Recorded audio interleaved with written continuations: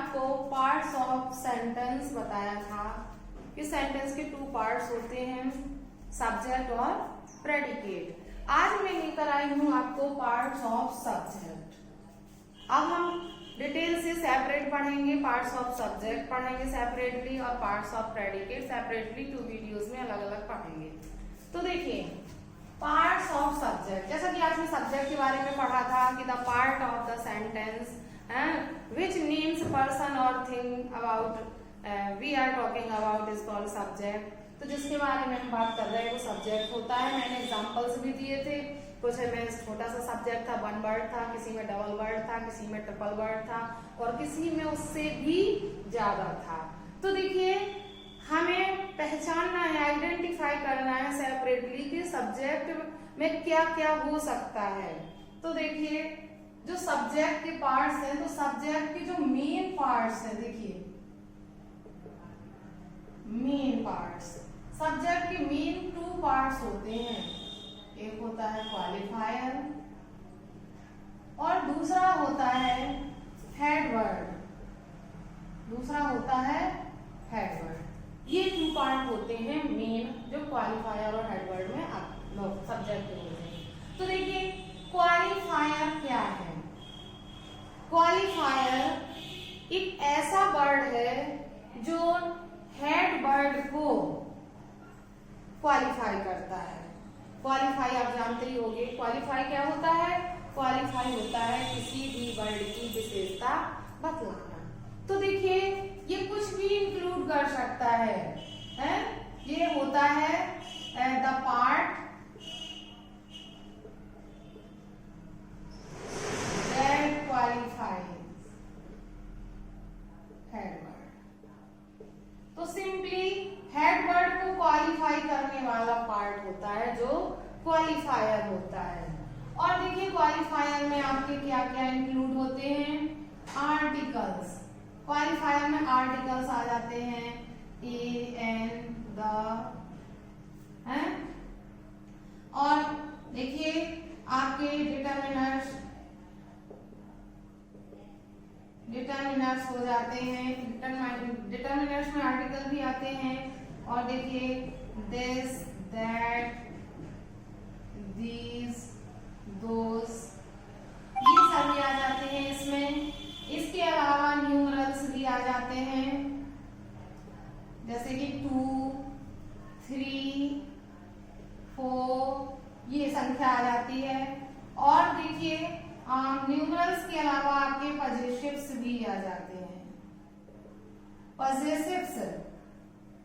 पजेसिव्स में क्या क्या आ जाता है? जैसे कि माई, our, your, his, her.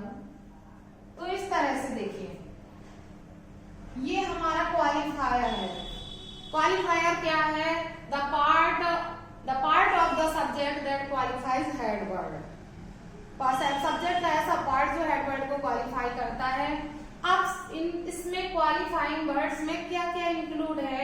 Articles हैं, हमारे डिटरमाइनर्स हैं, न्यूमरल्स हैं, पजेसिव्स हैं। तो देखिए ए, एन, द अगर किसी सब्जेक्ट में आता है तो ये आपका क्वालिफायर है। दिस, दैट, दीज, दोस भी आपका क्वालिफायर है। 1, 2, 3, 4 न्यूमरल्स भी आपके क्वालिफायर्स हैं। पजेसिव्स माई, अवर, योर, हिज, हर एटसेट्रा, ये भी क्वालिफायर्स हैं। देखिए ये बहुत ही डिटेल से मैं आपको ये बता रही हूँ क्वालिफायर।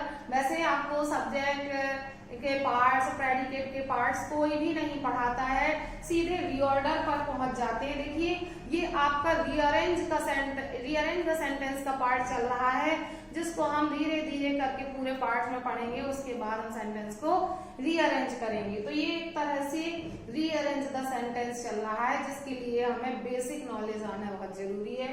तो देखिए सबसे पहले कोई भी सेंटेंस का सब्जेक्ट होता है, अगर सब्जेक्ट बहुत बड़ा है तो सबसे पहले क्वालिफायर आएगा, मतलब ये वर्ड आएंगे। तो ये आपका क्वालिफायर है। अब देखिए हेड वर्ड क्या है? नाउन है। इसको हम सिंपली लिख देंगे, हेड वर्ड क्या है? नाउन है। और नाउन क्या होता है? Naming word. नाउन क्या होता है? नेमिंग वर्ड होता है। इसे मेन वर्ड वर्ड भी कहते हैं, ये मेन वर्ड भी कहलाता है।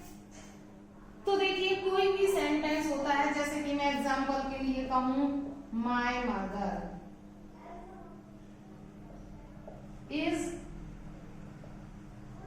Cooking food, my mother is cooking food, तो इसमें सब्जेक्ट क्या है हमारा माय मदर, ये माय मदर सब्जेक्ट है। अब देखिए हमें सब्जेक्ट को डिवाइड करना है, तो देखिए वन वर्ड है माय और सेकंड वर्ड है मदर। सबसे पहले तो हम हेड वर्ड देखेंगे, क्योंकि हेड वर्ड के बिना कोई सब्जेक्ट नहीं होता है, क्वालिफायर के बिना हो सकता है लेकिन हेड वर्ड के बिना नहीं हो सकता है। तो सबसे पहले तो हमारा ये हेड वर्ड है, तो हमारा ये जो मदर है वो क्या है हेड वर्ड है। अब मदर को क्वालिफाई कर रहा है माय, माय मदर के साथ रिलेशन शो कर रहा है, पजेसिव है, माय पजेसिव है, तो पजेसिव किसके अंतर्गत आते हैं क्वालिफायर, तो माय है हमारा क्वालिफायर। अब आप कहोगे कि इसका पार्ट डिफाइन करने की क्या जरूरत है, तो देखिए जब सेंटेंस आता है करने के लिए डॉट डॉट इज स्लीपिंग और ब्रैकेट में दिया रहता है कि सिस्टर और हर, ब्रैकेट में इस तरह से दिया रहता है रीअरेंज करने के लिए। तो आपको यही रूल तो फॉलो करना है, पहले आपको क्वालिफायर रखना है और क्वालिफायर क्या है हर, क्योंकि ये जो सबसे पहले हम हेड वर्ड ही सिलेक्ट कर लेते हैं। हेड वर्ड क्या है सिस्टर, सिस्टर हेड वर्ड है और सिस्टर को क्वालिफाई करने वाला हर क्या है क्वालिफायर, तो पहले क्वालिफायर आएगा तो हर यहाँ रख देंगे और फिर आएगा हेड वर्ड तो आ जाएगा सिस्टर। इसके लिए ये सब पढ़ना है कि पहले क्या आता है, हमें रीअरेंज करना है तो कैसे करेंगे, सब्जेक्ट बड़ा होता है तो उसे कैसे रीअरेंज करेंगे, प्रेडिकेट बड़ा होता है तो उसे कैसे करेंगे। देखिए कुछ एग्जांपल्स हम देखते हैं।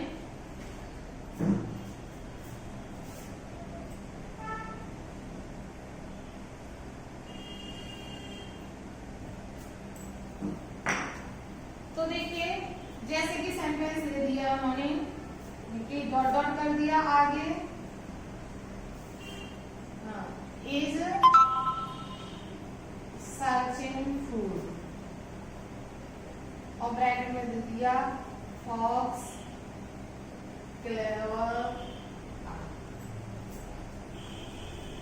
तो देखिए अभी हम टू वर्ड का पढ़ रहे हैं इसलिए क्लेवर हटा देंगे, fox uh.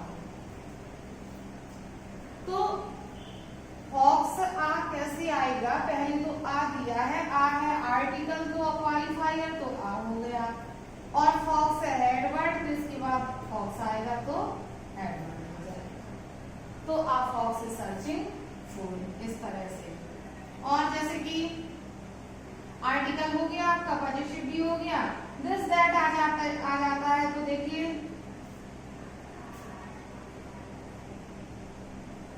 Coming to me, sentence में उन्होंने दे दिया दिस और बॉय, इसे रीअरेंज करना है।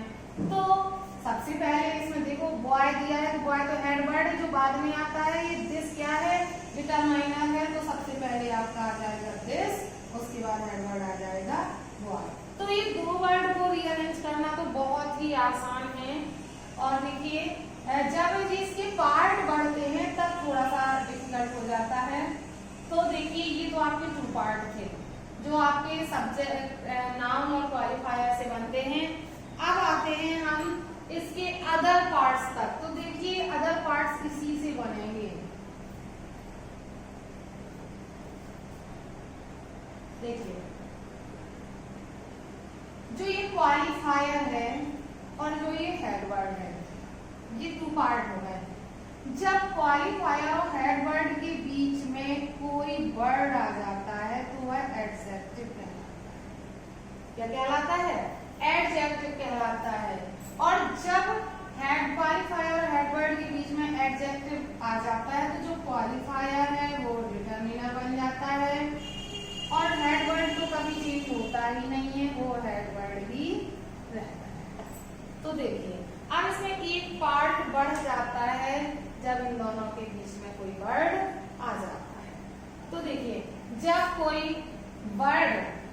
कोई एडजेक्टिव किसी हेडवर्ड को क्वालिफाई करता है तो वो हेडवर्ड के जस्ट पहले लिखा जाता है, और एडजेक्टिव को जब कोई वर्ड क्वालिफाई करता है तो वो डिटरमिनर बनकर उसके आगे आ जाता है।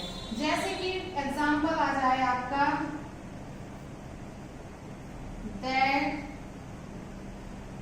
that black bird is singing sweet। इस सेंटेंस में हमारा सब्जेक्ट है that black bird।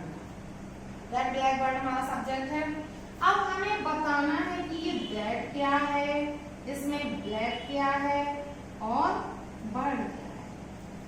तो देखिए अभी आपको यहाँ 3 बर्ड्स मिल गए हैं, तो आपको पता है कि इन दो के बीच में कुछ आ गया है। तो सबसे पहले तो हम देखेंगे हेडवर्ड नाउन। इसमें नाउन क्या है, बर्ड। तो बर्ड है तो हमारा क्या हो गया, हेडवर्ड। ठीक है, अब देखिए 2 बर्ड बचे हैं। अगर हेडवर्ड से पहले 1 बर्ड होता तो वो क्वालिफायर होता, लेकिन यहाँ हेडवर्ड के पहले 2 बर्ड है तो ये डिटरमिनर है और ये एडजेक्टिव है। तो दैट आपका जो क्वालिफायर था वो डिटरमिनर हो गया है, और ब्लैक क्या है, एडजेक्टिव। ब्लैक बर्ड की विशेषता बतला रहा है, इसको क्वालिफाई कर रहा है, तो ये हमारा एडजेक्टिव। ये ट्रिपल वर्ड में आ जाता है पार्ट सिलेक्ट करने के लिए। लेकिन अगर यही फिल करने के लिए आ जाता है, जैसे आ जाता है डॉट डॉट करके आ जाए इज वेरी ब्यूटीफुल।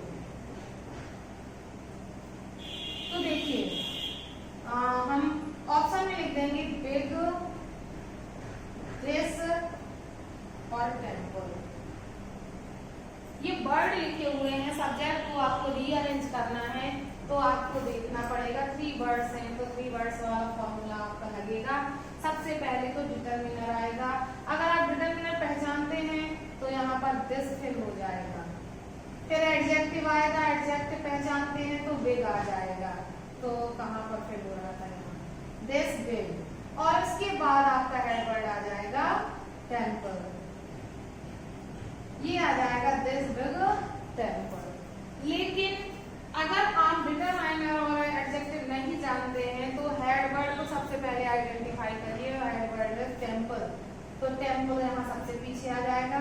टेम्पल की क्या विशेषता है, कैसा है, बिग, बड़ा टेम्पल है तो बिग इसके पीछे आ जाएगा। और ये बिग टेम्पल की तरफ कौन सा वर्ड इशारा कर रहा है, दिस, तो आ जाएगा दिस बिग टेम्पल। तो ये आपके ट्रिपल वर्ड में आ जाते हैं कि जब आपके क्वालिफायर और हेडवर्ड के बीच में कुछ आता है तो वो एडजेक्टिव हो जाता है। तो ये आपके एडजेक्टिव का पार्ट हो गया। अब देखिए कभी कभी क्या होता है कि सेंटेंस का सब्जेक्ट इतना ही नहीं और बड़ा हो जाता है। तो देखिए ये पार्ट तो सेम रहते हैं आपके, ये पार्ट तो सेम रहते हैं। डिटरमिनर भी रहता है, एडजेक्टिव भी रहता है, हेडवर्ड भी रहता है। बट हेडवर्ड के बाद अगर कोई फ्रेज आता है तो वह एडजेक्टिवल फ्रेज, तो वह एडजेक्टिवल फ्रेज कहलाता है। जैसे कि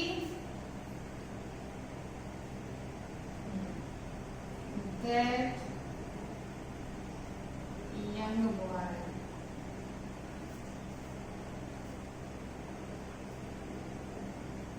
sitting on the bench is reading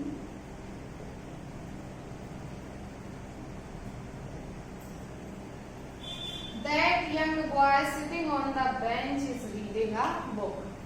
इतना बड़ा सा सेंटेंस है जिसमें हमें सब्जेक्ट सिलेक्ट करना है। तो हमारा सब्जेक्ट क्या है, पूरा यहाँ तक सब्जेक्ट है that young boy sitting on the bench। क्यों ये इतना बड़ा सब्जेक्ट, क्योंकि वर्ब तो है हमारा इस, और वर्ब से पहले का पूरा पार्ट क्या होता है, सब्जेक्ट होता है।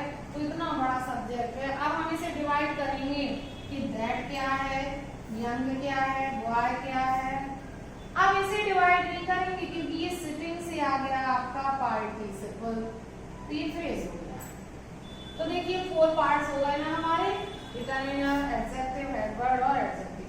सिंपल सी दैट क्या हो जाएगा हमारा डिटरमिनर, यंग क्या हो जाएगा एडजेक्टिव, बॉय क्या हो जाएगा एडवर्ब, और ये पूरा आ जाएगा आपका एडजेक्टिवल फ्रेज। तो जब कोई वर्ड किसी नाम को क्वालिफाई करता है वो एडजेक्टिव कहलाता है, जब कोई फ्रेज नाम को क्वालिफाई करता है तो वह एडजेक्टिवल फ्रेज कहलाता है। तो ये है हमारा सब्जेक्ट का पूरा डिटेल जिसको मैंने पूरा पढ़ाया है। तो सब्जेक्ट मेन पार्ट 2 होते हैं क्वालिफायर, हेडवर्ड। जब क्वालिफायर हेडवर्ड के बीच में कोई वर्ड आ जाता है तो वो एडजेक्टिव कहलाता है, और जब कोई फ्रेज हेडवर्ड को क्वालिफाई करता है तो वो एडजेक्टिवल फ्रेज कहलाता है। तो इस तरह से आपने 4 पार्ट्स तो पढ़े ही हैं। इस 4 पार्ट्स के अलावा और जो भी कुछ आता है सब फ्रेज में जुड़ जाता है। और सिंगल वर्ड वाले जो सब्जेक्ट होते हैं देखिए वो भी देख लीजिए। सिंगल वर्ड वाले सब्जेक्ट, सिंगल वर्ड सब्जेक्ट, तो देखिए सिंगल वर्ड में कौन कौन से आते हैं। तो सिंगल में कोई नाउन अकेला आ सकता है, प्रोनाउन भी आ सकता है, और आपका इट या देयर हो जाएगा सिंगल में, और आपका जीरेंड हो जाएगा, और जीरेंड हो जाएगा, और इंफिनिटिव हो जाएगा। ये सभी सिंगल वर्ड के सब्जेक्ट भी होते हैं। जैसे कि नाउन में हम सिंपली कहें Ram is going to school, pronoun में he is going to school, it there में there was a king, it is raining, gerund, gerund में swimming is good for health, और infinitive and infinitive to find fault is very easy. इस type से ये हमारे single word subject होते हैं। तो ये हमारा पूरा सब्जेक्ट का डिटेल हो गया। आई होप आपको अच्छा लगा होगा क्योंकि मैंने इसे बहुत ही डिटेल से पढ़ाया है। जब हम रीऑर्डर सीखते हैं तो हम इन तक पहुंचते ही नहीं है, सीधा रीअरेंज करना सीखने लगते हैं क्योंकि हमें लगता है कि इसे तो हम आसानी से समझ के कर सकते हैं। लेकिन अगर हम उसे डिटेल में पढ़ें तो बेटर रहेगा, उसमें हमारी कभी कोई मिस्टेक नहीं होगी। इसको अभी मैं एक्सरसाइज कराऊंगी तब आपको ज्यादा समझ में आएगा कि कितना यूजफुल है ये। तो इसकी एक्सरसाइज भी मैं अभी कराऊंगी बाद में। आज के लिए इतना ही। वीडियो अच्छा लगा हो तो लाइक करें, चैनल को सब्सक्राइब करें और बेल आइकन प्रेस करना ना भूलें ताकि ऐसी ही वीडियोस आपके नोटिफिकेशन आपके चैनल पर आपके मोबाइल पर आते रहें।